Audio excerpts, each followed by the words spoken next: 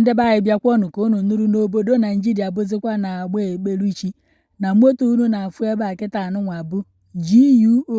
Moto GUO ji ebu ndị pasenja ka a na-akọwa n'ogbukwa pasenja ruru 16 wee pụta n'ụzọ Benin ndị mburu ndị onno wee si n'ime ọfịa wee makapụta wee gbagbuo draiva. Na mgbe ndị onno ahụ pụtara n'ime ọfịa na draiva amarugo n'ọfa, draiva wee tizie ike moto ya ka ọ rịvaịsị ya ka o chi ya azụ. Ndị a wee were egbe wee kwuwa nwoke anụnwa isi. Eji m ife wee kpuchinata ya maka ndị nwe ihu akwụkwọ anụnwa ka ozu nwoke mmadụ si wee tọwọrọ n'ihu moto. Fa agbara ya egbe n'isi. Chineke mekwara mmadụ ebere wee tie aka wee kpokọrọ 16 pasenja nọ n'ime moto a wee baa n'ime ọfịa. Ya bụ ife abụrụkwa na obere ife. N'obodo Naijiria bụzikwa onwe onye nye nke na-emetara abụ o chiri uche n'aka na amakwọ na aya eru ka ọ na-aya eru, na amakwọ na ndị ntọrị mmadụ aya eburufa. Kịta anụnwa abụọzikwa mgbe a na-ekpe ekpere maka inwe ife mberede nke okporo ụzọ, na ife a na-ekpezikwa kịta abụ maka ndị mburu. Kedụnụ mgbe ife aya ebi biko nke bụ na ụfọdụ ndị draiva ndị GUO ndị ọzọ pụtazi wee fụ ka a gbagburu onye nke a wee nọrọ na moto ebe a na-ebe akwa, ndị ọzọ na-alafuziva. Ndị nke atọje bikonu kedụnụ mbosi ndị polisi na ndị uwe ojii ya eje kpụpụta fa n'aka ndị ntọrị mmadụ.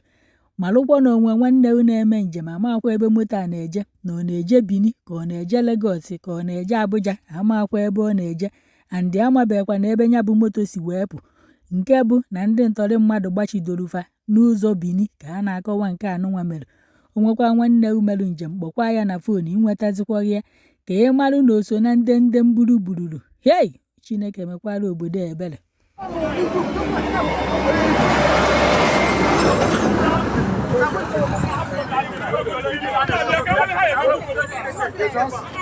This has just happened now. Kidnappers. The kidnappers they attack GU moto, and they shot driver. Driver wanted to make a U-turn. They shot him and made their way about 16 people, 16 passengers. Even I myself, I entered the same GUO. Yeah. So this is what happened today. Right now at we're almost to Benin. Almost to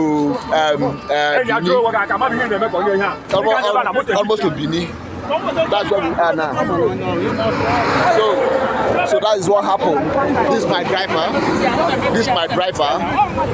So we are here right now. The terrorists, the kidnappers. This is the vehicle I entered. This is my own vehicle I entered.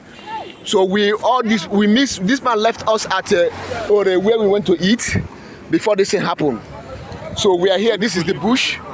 They took the people to the bush. I thought this thing is a drama. I thought this thing is a movie. But today I saw it live. Happening live. You can see personnel. You can see the personnel. It happened live here, and here today. Today, this man gone.